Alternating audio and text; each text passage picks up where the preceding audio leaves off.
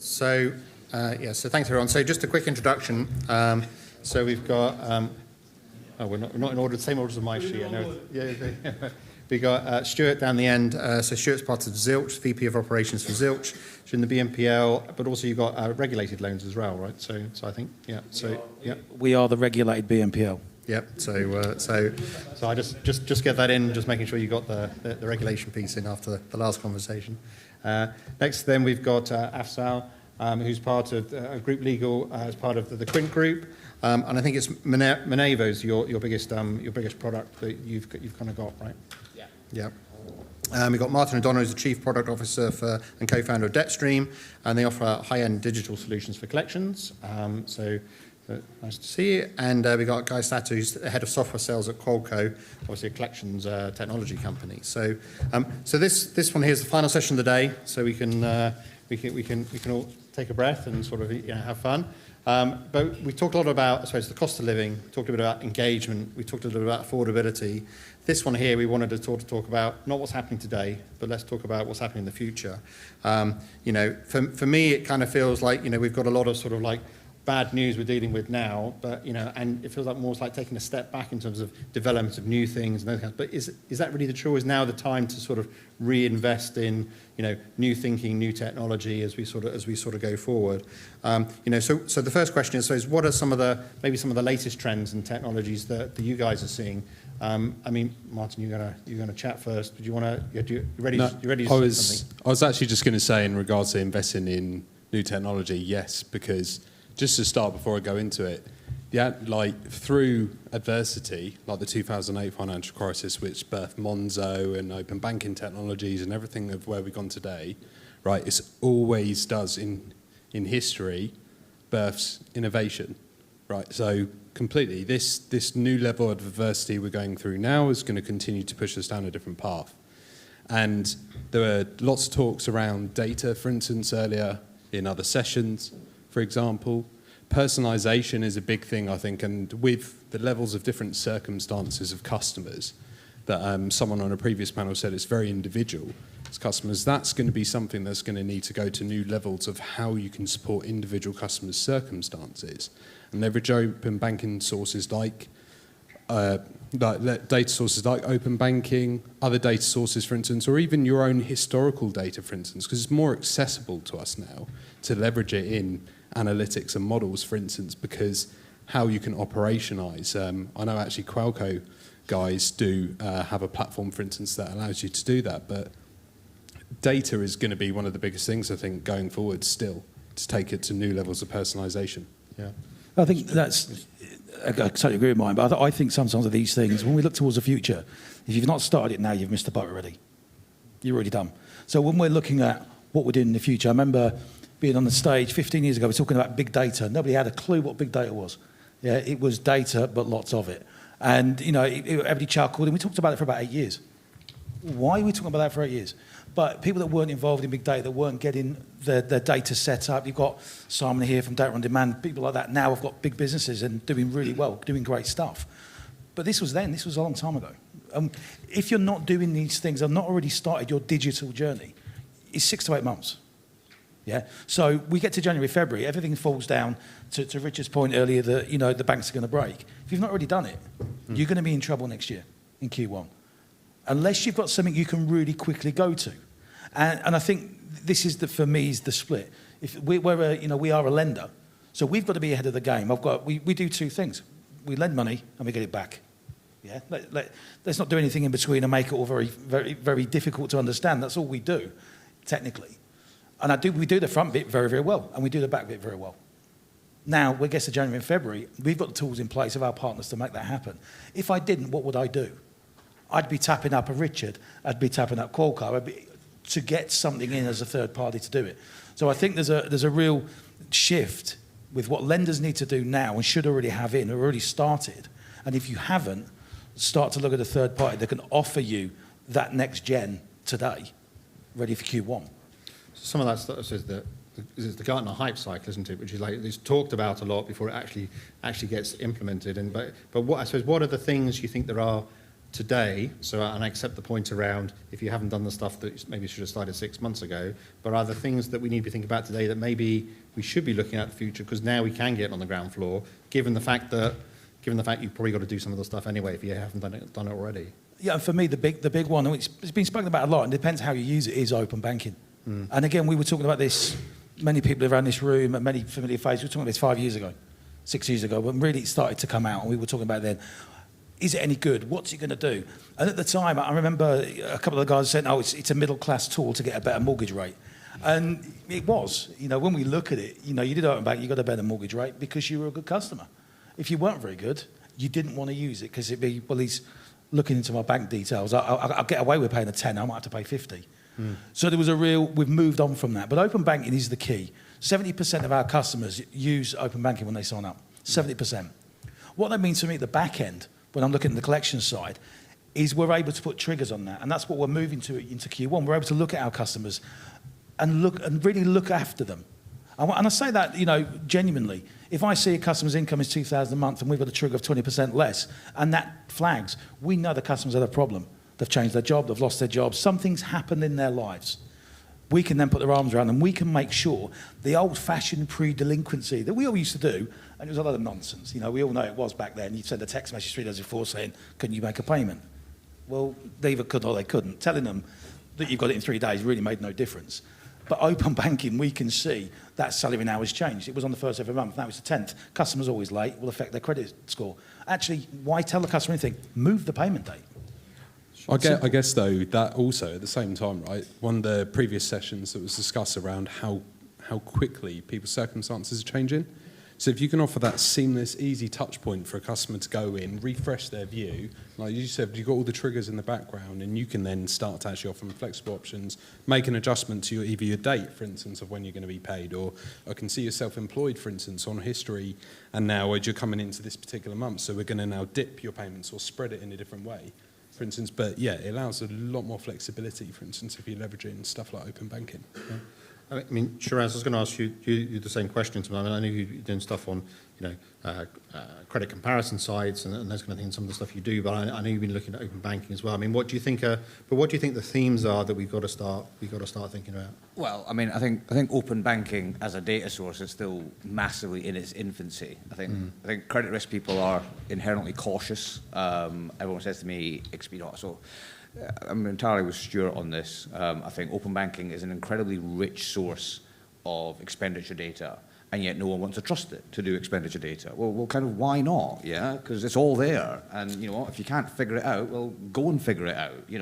So I started my career in high street banking. Big banks make credit decisions to lend without looking at bureau data. Why? Because bureau data is fundamentally a static payment ledger, right? It's really not very powerful, and they do a really good job of extrapolating lots of magic and witchcraft from it, yeah? But banks can make a lending decision just based upon transaction data. It's so powerful. So I think, really, the future is honing that down more. And the thing that we're trying to do a lot, and it's really encouraging to hear about that kind of penetration rate of open banking, yeah? So when we're distributing, so Monevo, we're a distributor, if I use the consumer duty parlance more than a manufacturer, yeah? Millions of customers each month coming through our kind of platform. And so a thing that we're trying to do is kind of get that, working with our partners, is get that open banking consent as early as we can in the journey, therefore trying to then, so allowing lenders to then leverage that information as early as they can in the journey, and therefore trying to make it a bit more kind of seamless. So for me, we've got to double down on open banking, start moving away from bureau scores, and think about, well, actually, once you've kind of got that view, kind of what other data sources are helpful and or relevant, And for me, it's not just data for data's sake. It's actually being quite thoughtful about what we're trying to test for. And I think where technology, what we should be thinking about, is that speed of learning. Yeah, how fast can you iterate between an A and a B test to kind of figure stuff out? And that's where I see the future being. I was just going to say, just for 15 seconds, sorry, just on the consent piece, just thinking of the future of open banking, it's been discussed a lot about that 90-day period. And I think that is one of the biggest things that needs to change, to empower the consumer, allow them to set the period of how long they give you consent for on their data. If it's a 12-month period to help you get back on track from some arrears, for instance, on that side to allow flexibility around their circumstances, that's the right thing to do for the customer.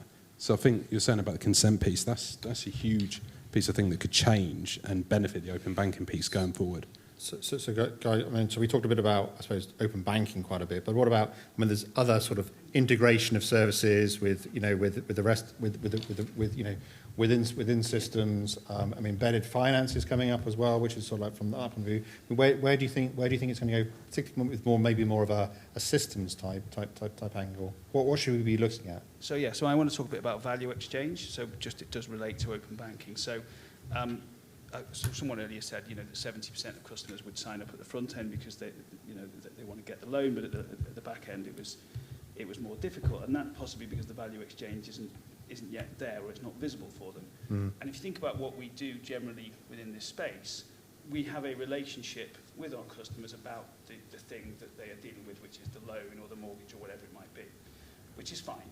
But at a technical level, we actually have the ability to do quite a lot more than that, should we wish to do so. So we could actually introduce them to, say, I don't know, from the room policy and practice, who could help them with their benefits to get more revenue, or we could introduce them to someone like a Gretel who would help them find a lost pension or something like that. But we can't really do that unless we can have a good conversation with them, and in order to have the good conversation with them, we need them to use open banking. And when I say a good conversation, I don't necessarily mean actually talking, I do mean digital channels and things as well. But the technology is there through integration to make all of that happen, and to actually signpost what would be the best next action for them. And so I think we should be better at explaining that value exchange and obviously making it happen as well. And obviously a lot of those end companies that have those pieces of information or can help, they need pulling together, and it needs to sort of, you know, it's not enough just to speak to one of them. You need to have several different places that you can go, and as a software provider, you know, we would obviously like to be a conduit for that, so that the customer gets the best possible help that they can get, even if that help is something that isn't directly related to the thing you started talking to them about, because it's still going to make their lives better, and hopefully eventually it will then help them repay their debt. So do you think that comes back to this idea around greater levels of personalisation? I think we talked about in the last session. And how easy is it to do that? I mean, can you get the information back, or it's just an add-on service? That's a really good point. So some of this you're going to have to accept. You may not get the information back. So there's another technology that we love called STEP, which helps people find free help in their local community. Everything from refugees to bereavement services and all sorts of everything in between. But all we can do as a provider is signpost that for them. They may go off and do that, and we may not know what happens unless they tell us, and we will have to just accept that, but it's still the right thing to do. And the thing that we also haven't really touched upon today, which I think we can all do more on, but it is a question of training and technology, is also really trying to address the emotional, mental health side of this whole piece. We talked a lot about first-time debtors and people who are just not used to this situation, who are perhaps high-performing individuals, and all of a sudden they're faced with a situation they can't handle. And is it enough for us to just help them find a way of paying their debts, or actually should we go a step further and actually saying, look, I can see you're struggling with this, or you told me you're struggling with this, here's somewhere you could get help in your local community if you want to take that up. And almost like as a creditor, I mean, maybe Marty, you can answer, if I'm a creditor, how do I think about sort of almost like this word of like orchestrating that's used, and you guys used it before. How do you sort of like, because they're different services that might be external from your service. I mean, how do I start thinking about that in terms of building that customer journey, as we talked about, even though it might be sort of even outside of our group as well? Any thoughts on like what, because there's multiple services to manage, right, as well, potentially as well. For you, yeah. So, yeah. So how do we think of it as a creditor? Yeah. If you were a creditor, how would you sort of think of it? Yeah. In designing it, because it's not just what you're in control of, but it might be. To be honest, I guess from a creditor's perspective, and this is something probably people are used to of digital technology, how it's been in the past, for instance, if I use that as a reference point. They think it's these like inbound portals or apps and everything like this, and actually where digital technology is going, for instance, you can actually design very dynamic, personalised journeys, for instance, to take customers down different flows. So I guess mapping different points of how you'd go through a conversation with an agent in traditional sense, for instance, map out those flows, understand that, for instance. Is it a two-way conversation, for instance, through a chatbot or chat service, for instance? I know the Webio guys are here today, for instance, they provide, and you map that out on those steps and they go through, or through web-based digital journeys, for instance, understand what are the steps and paths to take the customer down the right route, for instance, to leverage services like Step, for instance, that Guy's pointed to find local support that's relevant for that customer. But I'd say, as a creditor, take the first step back, understand your different interaction points, what are the positive outcomes you've driven for your customers, and then how can you map that through to make sure you actually have a comprehensive approach across your engagement points to give that same level of opportunity to engage in the right way. And as a vendor, I was going to say, as a creditor. Go on. As a creditor, that's absolutely right. And I think for us, the personalisation for our customer base is forefront at the moment, and one of the things that we're doing. Many of you don't know anything about Zilch. When you get time, have a look. Download it, use it. It's really good. But we're mainly paying one. So we're MasterCard. We're a virtual card. We're a MasterCard. We're not a Klarna. We're none of those business. That name was mentioned earlier. Erin and we shuddered. We're not Klarna. You can use our card anyway. It's a MasterCard. What we do with our customers, they get 2% cash back. Most bank accounts don't offer it. What we do and what we're doing for those customers, if they do take a pay in 4 option because they need a new suit or they need something desperately, and they miss that payment, they can use their reward points that they've already built to pay that instalment, to give them that breathing room. So it's little innovations. That's a small innovation. But who else does that? Nobody. So we're using, the customers use it. I use mine every day. I use it this morning on the tube. I use it to get a coffee. I use it wherever I go. Tap and pay, get me 2%. And all of a sudden you've built up. Now, customers now, where you might be a week before payday, you've got an instalment due and you can't afford it, but you've got £50 of points, I'll slide that, use that. Excellent. Now, that's a great journey. And the personalisation of that, we're working on every day for the customers. And it's the gates. And when we get to a certain gate with our customers who have instalments who have missed them, and we say, right, we're going to use a digital agency now. We're not going to go full DCA. And we're not doing that. I'm from the DCA world, and many faces around here know me, and Russell and others. Been in the DCA world a long time, 26 years. We used to knock on doors back in the day. But we don't use those traditional elements. We use the digital element. Why? Because our product's digital. Why am I going to do something that's not digital when everybody uses it digitally? That doesn't make any sense. So why waste time in that route? And we use the digital for 60 days. Look at the digital element, look at the push, personalise it, get the I&E done correctly, signpost them if they need signposting digitally. So they don't have to speak to anybody. They can click the icon, go to a step changer or pay plan through a link. It's nice and simple, it's easy, it's a lovely journey, there's no friction. And people engage more. That's the personalisation you're trying to get to. And I think there's even a piece around prompting people as well, because again, going back to the mental health thing, people aren't always thinking as smartly as they would do, and they're tired because they're worried and they're not sleeping properly. And so the facility you just talked about, it just might not occur to them to do it, even though you've told them. So you just send them, again, if you're using open banking and you can spot that actually maybe this is a better way, you can just send them a quick message and say, click here and enable it. Yeah, there's quite a lot of evidence about how consumers, humans rather, make poor decisions when under stress. And there's some landmark studies been done tracking, the quality of decision making by farmers when there's been a farming communities, when there's a good harvest and a bad harvest. Yeah, and the premise basically is, how much mental bandwidth have you got on any given day, right? So if you've lost your job, so someone misses a payment, they're not missed a payment because they can't be bothered. Yeah, something's happened in life. And actually, the last thing they want to do actually is talk about it, yeah? Because it's probably indicative of a bigger issue. So somebody being on the phone isn't helpful. And I think understanding that humans and why people make decisions and kind of what encourages them to do things is really important. So I've heard about flow and I've heard about customer journey mapping. I think the problem with trying to map everything is humans don't behave rationally either, yeah? So when you're sat there trying to chart it out, you go, here's a decision flow, yes, no, and it's all very rational and methodical. That's not how humans behave. And if they did, life would be much easier. They'd all pay back the debts. So what you've almost got to figure out is what are the prompts that humans need. Yeah. So it's gentle. It's priming. It's and this is where I think technology can be helpful, right? It's about saying, actually, so someone said earlier, someone can be in debt, but they're still a customer. Yeah. So it's about letting the consumer know that you're there, being available for them when they decide that they want to deal with it. Yeah, and that's the key, I think, to sort of trying to engage with consumers properly.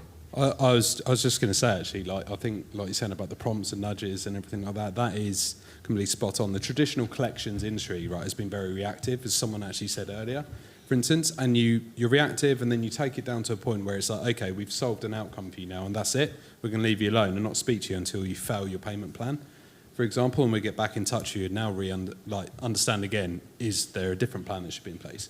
But if you're using proactive prompts and nudges to check in with that customer, or even use an opportunity to celebrate a positive milestone, okay, you've got 6 months left of your 18-month payment plan, for instance, on that side. Okay, how's it going? Right, but those nudges to re-engage with that customer, to actually potentially prevent failures of payment plans or changes in their circumstances.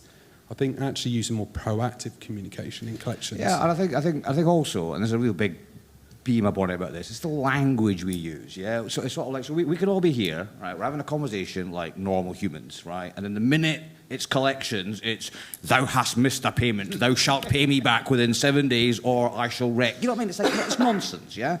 Talk to consumers and people, and this is where I think tech actually encourages it, because actually you've got a short number of characters to use. So actually that makes you speak like a normal person. And you know, we've been doing some trials and some things where, you know, what you do A/B test, do normal language and just normal human language, you know, and actually talking to people properly, you get a far higher engagement than the sort of the traditional reactive formality around it. And yeah. You talked a bit about priming there, and I suppose, and nudging as well, which is kind of the same way, which is like this sophistication around contact journeys and something like, if you leave a message now, you send a message now, it might not be that one that then generates a response the way we used to think of it. It might be the next one and the next one. The cumulative, then they're ready to then talk, that then generates the contact then coming back in, which you can deal with in terms of like, even in terms of like customer service rather than being in collections. So you're doing it before they get into collections as well. But I mean, how are you guys thinking about how you measure the effectiveness of that? Because a lot of it's still measured the old-fashioned way, which is I've got a contact. I'm trying to get a connect now. I want to try and get a contact. You know, it's that direct relationship when actually it's often lagged and it's priming, right? But you're right, and it's, you know, I refer to it as the halo effect, like they do in marketing. It's the halo piece, and you can't go back to this traditional, you know, look at an SMS and then 3 days later, who paid? Mm. I mean, that's it doesn't work like that now. You've got push notifications, you've got primers, you've got other things, and it's more about the pound per cost collected. So how much does it cost me to collect that quid? And you do it per cohort and you A/B test quickly. And you might do an SMS, a push, and a small nudge with different language, and then wait 4 days and go, oh, we got a 25% return on that and it cost me X. And you try something different the following week, oh, it's 35%, but it cost me Y. So why did I do it? It's always going to be a halo, and you can't attribute one to the other. I get a text message.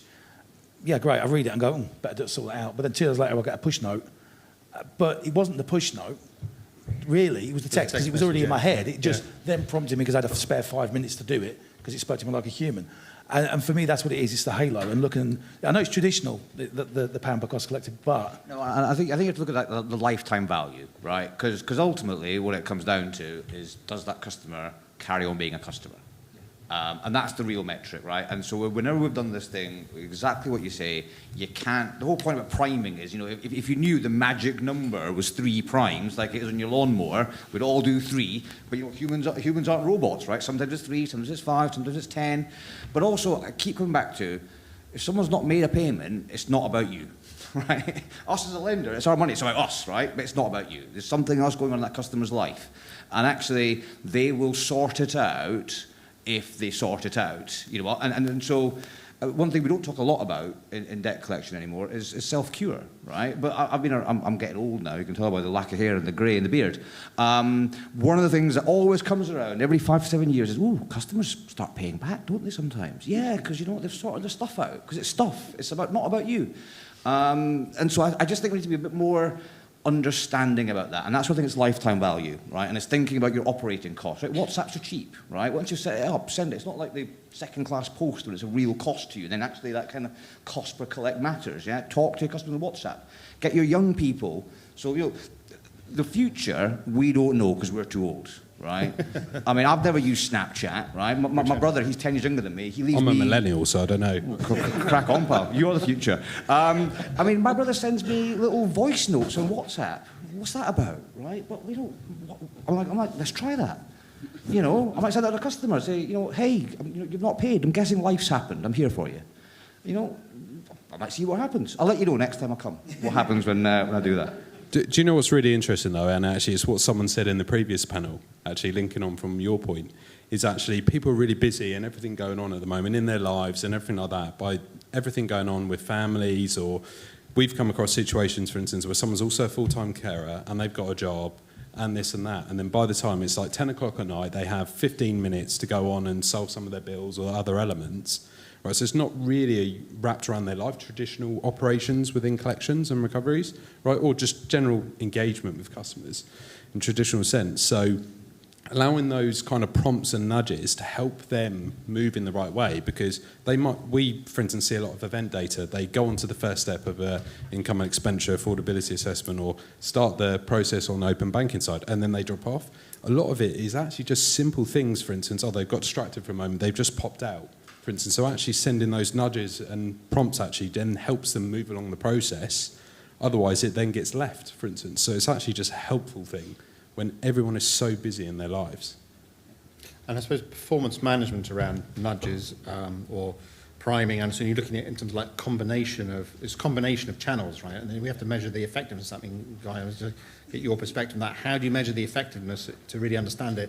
Talked about lifetime value, but I mean, we have to build the infrastructure to be able to do that as well. Yeah, we do. So, I mean, we and a number of other data companies would say that we have the sorts of pieces of software that can actually do that. The idea is that you ingest everything that you can possibly ingest into some sort of big, in our case, a big Hadoop cluster, and then the models work in such a way that they pick out the things that are relevant. So if you want to work out what is the best message to send at the best time to this particular individual, having lots of different data will allow you to do that, and then you can then operationalize that by actually putting it into whatever your contact strategy is. And that technology does exist today.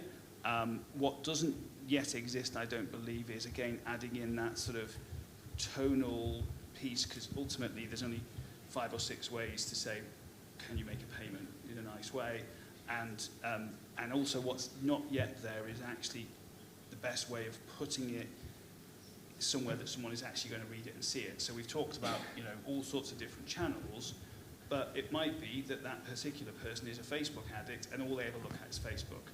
And we're not, unless we get that data sent to us that we know that, and there's no way we can at this point in time, we can't then drop it into their Facebook feed, for example. But in other cases we can. So if we know that they've responded to WhatsApp messages at 8 o'clock in the morning, then we can just, the next time we get something we need to do, then we can just say, right, send them a WhatsApp at 8 o'clock in the morning on a Tuesday or whatever. So that exists now, but as I say, there are still limitations to what you can do with it. It's about gathering the data to then match it against the channel and then match against the combinations. We're sort of like chicken and egg, isn't it? We've got to keep on gathering it. Yeah, exactly. And I guess, doing it within the rules, right? So making sure that what you're sending to them is appropriate, that if you believe that they could make a payment, you're asking them for a payment that's based on all of the right calculations within the system, et cetera, et cetera. So whatever you send has to still be completely auditable and completely within, the guidelines of whatever they may be, basically. The contact strategy stuff, though, is interesting, Guy, because I know I've come back to it, and we'll get tomatoes from the crowd about open banking again, but it's interesting with open banking because, you sort of, when you step back and look at what you can get, and we always make these mistakes about your right time to dial, right time to contact, right time to push, but you never knew what shift that person was on, what they did. Yeah. But with open banking, I can see that guy buys a Tesco sandwich at 11 o'clock at night, and he gets his bus at 6 a.m. So I know he's a night shift worker because I'm getting that data for OB. I know that person gets the tube every day at 5:30. Ergo, you give him 2 hours, and actually he's got home, done his tea, to the point earlier on, at 7:45 is probably that's probably my niche point. So again, from a contact strategy, looking at technology moves forward, there's so much great data. And even if you just took a snapshot example, then to your point about consent, I totally agree with it. It needs to be customers' consent and how long they want it for and what makes sense. But if you did it within that first month, you've collected all that data, and you can then make assumptions because you've got more data than you had before. So for me, that really would work into this contact strategy, right time to contact, right time to push as well. And sorry, just think of it on that side as well, though, right? Like you're saying, all that different data points, you're really understanding them. So linking off the back of the consent piece, they allow you to have a 12-month consent. And where I think some of the future, for instance, in collections is actual flexible payment plans around tolerances, for instance, that the customer will allow you to flex and change the payment plan, for instance, bound thresholds they've agreed with yourself, for instance, because you've got all that data, you can continuously pull that open banking data and actually help them optimize a plan, for instance, as getting back on track without failing, without putting more overhead onto that customer and strain and anxiety, with getting back in touch with them again, because now it's 3 months down the line, the circumstances have changed and they failed the payment plan, for example. So yeah, it's a potential huge opportunity to really understand them like you haven't been able to do before, but allow that to empower the customer. What about new contact channels, right? So we talked a bit about, I mean, I remember coming to these conferences many years, and we always talked about WhatsApp, and we always want to get on WhatsApp. But if I talk to my daughter, like WhatsApp's old school, right? It's all on Snapchat, right? So we were chatting about it before. And if you go on Snapchat, and I have one friend who's there, but it's even richer information in terms of like where people are going, those sorts of things. I mean, are we missing out on the next wave of innovation on contact channels, or how do we stay ahead of it? Well, I think this is about knowing your customer, right? So, and this is about the demographic of your consumers. So, I did not know this until I learned about it. You know, Facebook Messenger is by far the most popular medium amongst the whole world. You know, more than WhatsApp. So, I think this comes down to, if you're a kind of catalog credit type customer, type creditor, your demographics generally, female, 45 to 55, they're probably not on Snap. They're probably not even WhatsApp actually, or maybe they are. Do you know what I mean? So that you might use that channel for that customer. If you're a buy now, pay later, and you're underwriting a certain type of kind of product, your customer's then 16 to 24, 18, 24, then you might then use a different type of social media. So I think that's the way to think about it. Is think about your demographic, think about the ways in which, and actually, because and everyone knows these things, yeah. So the social media people know who their users are, they know who the demographic is. So it's match it up and use that. So there's an extent of variety for the variety's sake, but also being a little bit of a sniper about it and being really precise around your sort of your demographic. And for me, you're absolutely right. You said it earlier on. It's about the speed of your A/B test. Because all very well, we've got all the social channels we use. I mean, Messenger is actually one of our biggest channels. We have a lot come through Messenger, we have a lot come through Twitter. So we have a lot of things come through those channels. But you're right, and you want to test Snapchat. Well, how quickly? What cohort? When do you get the return? What does it look like? And then you start to bake it into a strategy. But again, it comes back to that big data piece that you guys have a lot of this data. It's the rich stuff. By saying, can I extract it? Can I send it? What am I getting back? Does it make sense? Have you had an uplift? What does it really look like? Or people prefer to use the channel on the app? But also, at the same time, right, there is a bit of a lag, probably in maybe later stage collections and recoveries, or when are some of these consumers using, like, for instance, TikTok, Snapchat, for instance, that might be the way through, that they're actually going to be eligible for a credit product and coming through to this domain. So there is traditionally a bit of a time lag, for instance, on the future channels that are coming through. So that, like you're saying, understand your demographic and everything else in between and choice, that's going to be a key part, because being aware of it, for instance, is a good thing, but there will be a period of time, for instance, that you could get ahead of the curve because in 5 years' time, actually, you're going to start seeing channel usage of Snapchat, for instance, as a channel of how you want to engage, because then now they are creditworthy, for example. So can I just take it up to the next level and talk about the metaverse? Go on then. So does people know what the metaverse is? People looking at me rather blankly. Yes, some people are shaking, right? So we were at a conference held by a very large Indian technology company about 3 or 4 months ago, held at Lord's, which was ironic because they were talking about the future and we were at the home of very traditional cricket. And they basically, the whole thing was about the metaverse and how we are going to transact in a completely different way using, I guess, what some people would call virtual reality, but it's actually not. It's different to that for a lot of things. And they showed examples like buying a car, like going to the doctors. Obviously, shopping was a key part of that. And we got to thinking about how that would impact the credit industry. And there's all sorts of different ways it could do it, but effectively it could well be that you end up having some sort of physical, but not physical, but virtual chat with someone, ironically, because people like my kids do not want to speak on the phone, but they probably would want to have a back and forth conversation as if they're in a game, a computer game, with someone to help with their debt advice. And so all of this contextual stuff that we're talking about, that will all need to be there, but it could be served to them in the metaverse so that they would then know the options that they have, and that is where they are residing, because they're gamers, but actually then it's not just going to be about gaming, it's going to be about where we are going to transact in the next 3 to 5 years. And where do you think that fits in terms of almost like contact channels? If you've got SMS, email at one, which is very transactional, portals, whatever it is, and you've got human interaction at the other end. I mean, does it fit somewhere in between, or do you think it's a replacement? Is it additional replacement? Yeah, it's basically it's where people will be going to do shopping, but also to do leisure and so on, and there will be an ability to go into that and say, actually, I need some help with this, and instead of needing help buying a car, it's actually, and it might be Martin Lewis, right? It might be you go and have a one-to-one with Martin Lewis, but you're not really having a one-to-one with Martin Lewis. It's Martin Lewis's avatar, for want of a better phrase.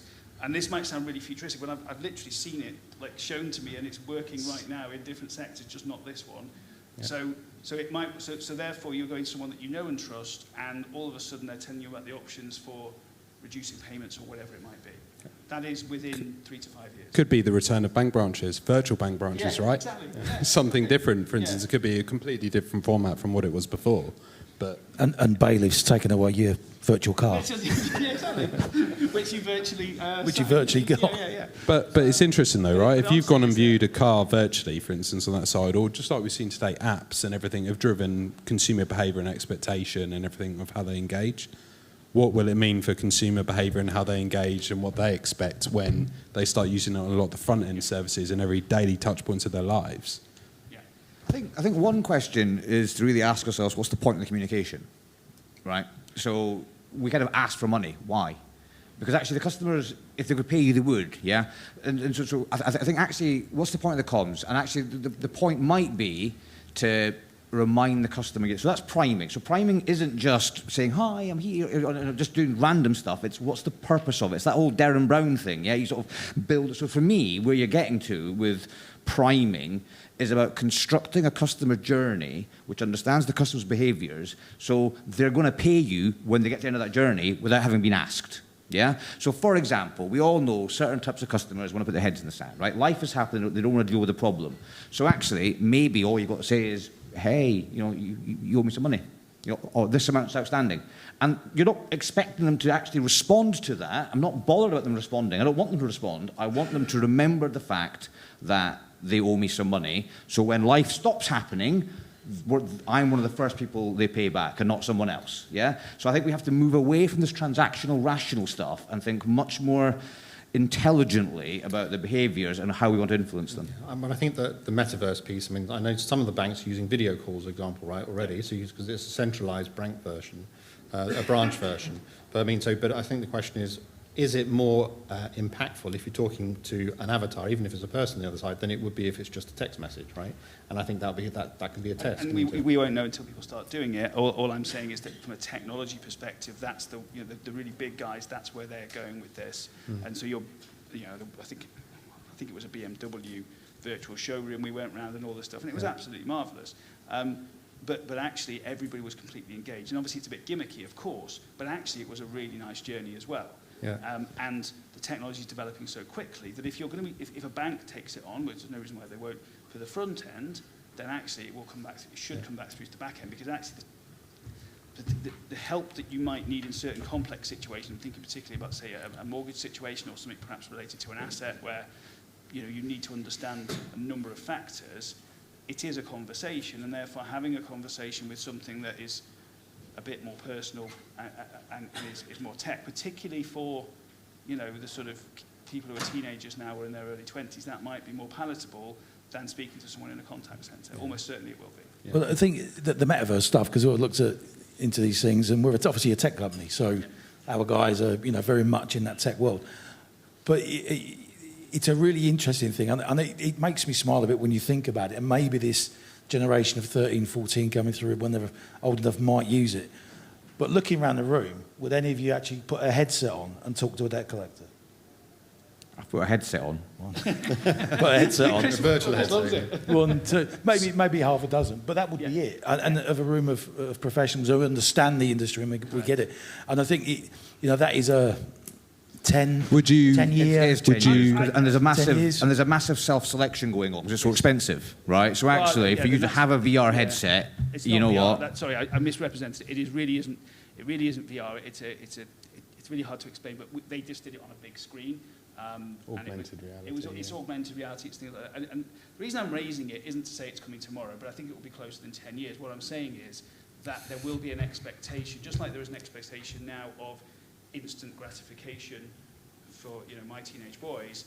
There will be an expectation that things will be available in the metaverse, and actually that could be a good thing, and because that's the way technology is going. This industry will probably be 2 or 3 years behind because So- that's where we are. So from vulnerability, though, you talked about mental health. So like you're saying, from an agent, a collector, or what we call it in the traditional sense, like get away from those terms, like you said. But would you be willing to speak to a virtual avatar, like Chris said, for instance, for support around your mental health, right? Because people are willing to talk on different chats and chat bots and everything for that, those type elements.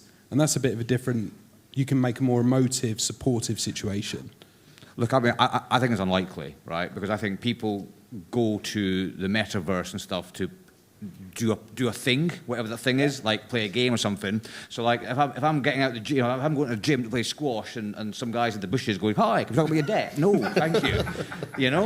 And virtual bush. and that's kind of so. Can I foresee a scenario where actually we all sit in our house and it's like Wall-E, that cartoon? Yeah, we're all sat in chairs. Maybe. What if you're lonely though and by yourself, for instance, and actually you don't have an output to speak to someone? For instance, you get a lot of traditional human behaviour. They phone up people and stay on with customer services for a long time, for instance, because they're lonely, they're depressed, everything on that side.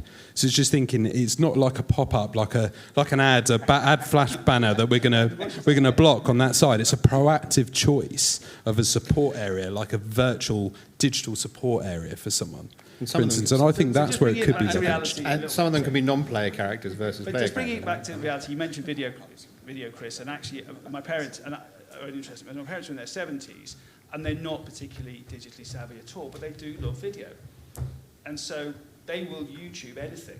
So if they had an issue with a particular bill or something, they really don't want to get stuck in a queue to call someone. They might have a look on the website, but if they'll stick into YouTube, and if they can find a video that explains how to do something, they will. Yeah. And Well, that's people in their 70s. So And comment here, yeah. Well, sorry, Chris, I was going to say for 20 seconds, my 8-year-old nan, during lockdown, for instance, was having to pay £40 to get a taxi to a bank, for instance, on that side. I set up online banking on her iPad, nice simple interface on that side, and she's saving herself nearly £200 a month, for instance, on that side. So, like, for one, something was said about demographics earlier, but demographics is kind of out of play in regards to age and everything when it comes to digital technology now. But just to go back on to demographics, I suppose, and we talked a bit about the branding around the collections industry or the marketing around the collections industry. I mean, so here is saying, TikTok's use the search engine for under 24-year-olds, so they're using that rather than Google, right? So, I mean, do we need to make more use of that? I mean, more use of video, more use of even like TikTok. You're 100% right. So my son, he's 12 and a half. He will go to TikTok to search something up. We need debt advice on That's his TikTok. prime. No, it is. They do. So I think we're now thinking about actually we need to have some. So instead of having a website with lots of information on it, actually that information needs to be on our TikTok channel. So because that's where the demographic is going. Has anyone actually searched on TikTok, by the way? I have, in regards to debt and everything else. And there is tons of people putting content out there, for instance, around money management and everything like that. So I would definitely encourage to consider channels, especially for lenders and other stuff, to how can a customer get in contact with you, for instance, if they need that support? Martin, that makes you the youngest person in the room. The other thing to say which relates to that is actually I think there has been a good rise of formal and informal communities as well. Yeah. So it's not just self-help, but actually going into the community and getting help on certain things as well, which I think is really good. Yeah. Well, what about regulation? I want to talk a bit about that in terms of like what's coming up. And we've obviously, is regulation is in the background. Some of these things move very fast, and regulation sort of lags a little bit. We've already talked about consumer duty. We've got revision of the Consumer Credit Act. In the rest of the EU, there's the EU AI Act that's coming out that will end up affecting us here because it'll be a standard, a bit like GDPR. They'll end up sort of being come over here. There's regulation around things like data sharing. I mean, like, how much do you think that's going to sort of like stop? Do you think it's going to stop this innovation? I genuinely don't think it will. You know, we've lived with regulation forever in the finance industry, collections, risk, whatever you want to be. We've lived with it forever. It changes. They never, ever catch up, the FCA and the FSA as it was with tech, never have. I sat in front of the FCA years ago when I was at Text Loan and explained how you could do a loan through a text. I had no idea. Room full, 3 hours, faces looking at me, you know, like I was speaking a different language. I didn't get it, I didn't understand it. And all the regulation they pushed on us didn't fit because it wasn't for that product. So they're always going to lag. And the thing that we know with the FCA is that they know what they know and they know what they don't know. And they won't bother us. And I genuinely don't think they will, because we will say to them, we are doing this and we're doing this metaverse thing and this is really cool. And they'll look at the regulations and go, it doesn't say anything in there. Well, no, because you don't know anything about it. So you're never going to breach as long as you've got a plan and you follow... consumer duties. Exactly, and you follow your consumer duty. So you're looking for a good outcome. You know, exactly. That's the end point of it. You're looking for a positive customer outcome, or people outcome, right? Yeah. As you were saying earlier, not consumer, as I guess we fall into. But yeah, looking for a good outcome. Yeah. That's all you need to focus on. So Stuart, I know you've got to rush off quarter two, but there was a lot of talk on BNPL in the last session. I want to give you opportunity just to react to that, just in terms of like, is that going to be a new wave that's coming through? And I accept that, you know, you've got a slightly different product, but given the fact that you're sort of, you know, at least in the industry or allied to the industry in terms of what you kind of feel of that. Yeah, I think, you know, the points made on BNPL, what we call 1.0 earlier, were absolutely valid and fair. Totally understand it. They're not reporting to credit reference agencies. People can use it. It is very retailer heavy. I worked in the previous life at Omni Capital Retail Finance, or COO there many years ago. Very traditional 1.0. So it's, you know, is that B2C? It's a B2B2C all the way through. And if it falls over, if one of those big ones falls over, you could take a retailer, a good one, with you. The difference with us is we don't, and as I explained earlier, you know, you get a MasterCard, you can use it in 32 million places around the world, tap and pay, just like a bank card, but you're getting your cash back, you're getting your rewards. It's brilliant, excellent. But I get to payday, and you know, Christmas is coming, you know, and you got Black Friday coming, you want to buy some stuff for the kids. Oh, it's payday in a week, can't quite afford it. I'll pay in line, and I'll pay it in 4. Job done. I get paid, I can pay it all back straight away, it doesn't matter. We don't force you to take the other 3, and it's either going to cost you nothing or £2, and that's it. So that's it. There's no interest. There's no late fees. There's none of this stuff. We start reporting to the Experian, and Equifax have already got that in place. That's already happening. The first files go in a couple of weeks' time. So we're already ahead of that game because we are the first FCA regulated firm. So the points about CCA agreements, totally understand, totally agree with. But you get a CCA agreement with everything you do with us at the point of sale. But you think from a wider industry point of view, not for you guys, you're saying, because you're addressing that, but for the wider piece, then we've got to watch it. We've got to be careful and watch this. Yes, and I think there's going to be, like we had in payday, and again, it's a word that some of us don't like. And the chill came over. Yeah. You know, Russell and I did with payday many years ago when Russell was chief exec at one of the institutions.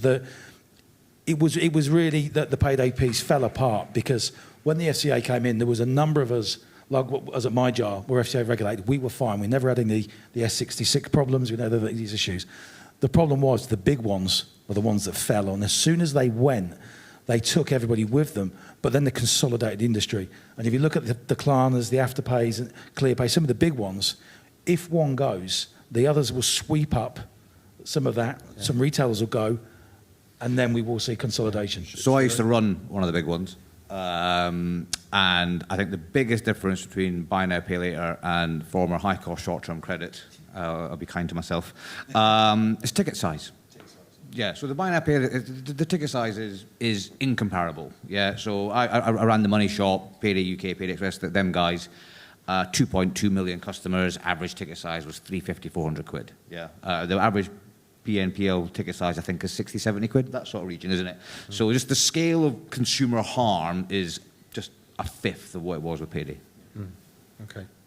So that's good. So we're almost at time again. I suppose the last piece is I just want to think, so what's your kind of view, I suppose, in terms of where you think we're going from here? I mean, so we talked a lot about some great ideas, talked a bit about regulation. We didn't talk about blockchain. That's another one that's sort of out there. But I mean, you know, right at the start we talked about open banking. But like, where are you going to put your money on? Which, you know, on black sort of going forward? I mean, Stuart, I know Open banking is just the vessel. It's actually extracting the data, looking at it, understanding it, and then A/B testing what you want to get from it. And once you start to do it, it will really open the doors, and you can do a hell of a lot more. But open banking on its own, yeah, it doesn't really do a lot. But it takes time and money to invest in the analytics around it, right? In terms of the schemes you talked about. It does. Yeah. It does. With the right partner, a lot of that will come with it. Yeah. So as long as you get the right partner, and you've got the right ideas, and you're in lockstep with your open banking partner, you can get there a lot more quickly, and actually get more benefit earlier as well. Yeah. Yeah. Okay. Sheraz, what's Yeah, your look, kind so of view of the future? I agree. It's a behavioural scorecard using the open banking data. So one for the geeks, credit risk scorecards, goods and bads. Yeah, all the maths comes from epidemiology. Viruses. Yeah, that's the same mathematical models we use for the pandemic to track COVID. That's not, humans aren't viruses. You know what? So actually, I think it's behavioural scorecards, a term that's been used for decades, but I think we've now got the actual data within open banking and other sources to create proper behavioural decisioning, which I think is the future. How much of an opportunity do you think there is on that? I mean, how evolved are we today? We've barely begun to start at it, So I mean, the behavioural decision making was an academic thing. First came out 10, 15 years ago. The FCA, Oxera, those guys started to bring it around 5, 6 years ago. We've now got open banking data. I think it's a 10-year journey, and we're just about to start. Just about to start, yeah. Martin, where's your money being put onto what the future is? Well, actually, I guess one of the things, for instance, if you do get it right initially as you are now, for instance, on open banking and what's available today, but then as it evolves of where it could go, I guess it's hanging off the back of that. For instance, the open banking services and other data sources is what it means. What can you do for that end customer, for instance, that end person, to really deepen that levels of personalisation for them? And that could be down, for instance, to the points like Guy mentioned around STEP as an organisation, for example, so you can actually take them down that different path to make sure they have the right support in place, for instance, for themselves. Or be an element of around understanding, actually, could we find that you're eligible for more benefits, for example, available for yourself, so you can increase your income. I've heard a lot around decreasing expenditure and that kind of talk and advice around that side, but there is opportunities to increase income for customers as well. And some of the services around benefits calculation, maybe in the more immediate kind of 12 months, for example, that are running through right now, and some operations are embedding, actually are paying fruition, for instance, with customers having outcomes around £5,000 a year more on additional benefits income, for instance. And that's a huge thing with a cost of living crisis as well, if we're thinking over the next 12, 18 months. And you're making me think there around, Sheraz, you mentioned about lifetime value. The one question I didn't ask, it was a burning question I wanted to ask, which was, do we need to start thinking about time horizons around payback? You're just making me think of it there.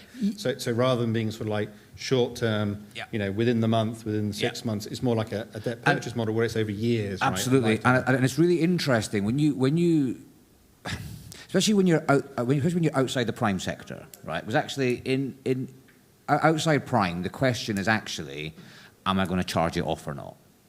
Yeah, and so if you're going to charge it off, then you've lost it. But if you're not going to, and then actually, you're going to get some that are going to, and how many are going to be on time, on full forever?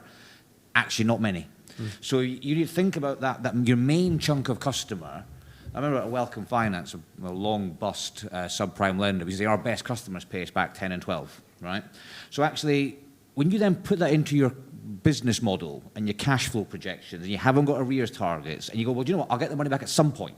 That takes so much pressure off your business model if you have that right at the start. The problem you've got is a lot of the incumbents haven't started from that position. Do you know, they've got covenants and they've got funding pressures, and suddenly that's what starts to create the chase for it. I think if you think it right through from the beginning on exactly that point, think about lifetime value with no time horizon, I'll get it back at some point, structure your funding in that way, then you just take so much pressure and you allow the customer to sort of flow through. Does that actually, on your point, for instance, on that side, the approach in regards to 6 months, say, just traditional default position, are they 6 months down, I'm going to default them, or 3 months down, does that completely change potentially that model, right? Because you don't have to put them down a default path necessarily. Well, if you can see it's a short-term accounting income doesn't shot. help. Accountancy rules don't help, right? So we are constrained by what the accountants make you do. But ultimately, you charge it off at the top and you get it back at below the line. And so absolutely, right, why write a debt off? So a lot of the new lenders are going, oh, well, I'm not going to write it off, actually, because you know what? I'm here. And you know what? So literally, I've had you got customers 2 years later, they ring you up and pay you off, right? But you've sold it already. And that's what the DCA model is all about. So I completely agree with you. It's about being there. They're still your customer just because life has happened. Yeah. You're making me think just like with the cost of living and with the different payment sort of curves, it's like will that become more prevalent, I suppose, is one of these. Okay, and then a final words to Guy just around. So where do you think the future's going to take us? Love the conversation around metaverse. Yeah, no, I'm not going to go about metaverse again, but I just wanted to flag it.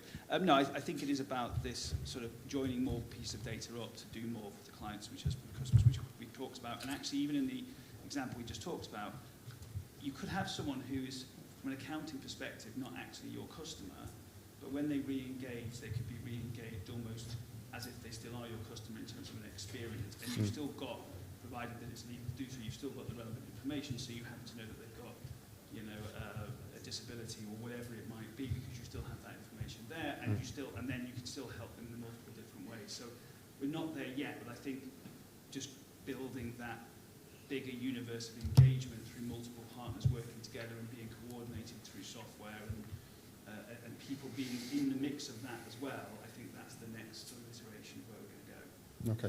Okay, well, fantastic. So I think with that, I wanted to thank Stuart, Sheraz, Martin, and Guy, just in terms of this panel here. So thanks very much, very insightful. That was a great conversation. So I always love it when you're talking amongst yourselves. It's great. It means it's going well. So thank you very much. So hopefully there's some new ideas. Definitely some new ideas there.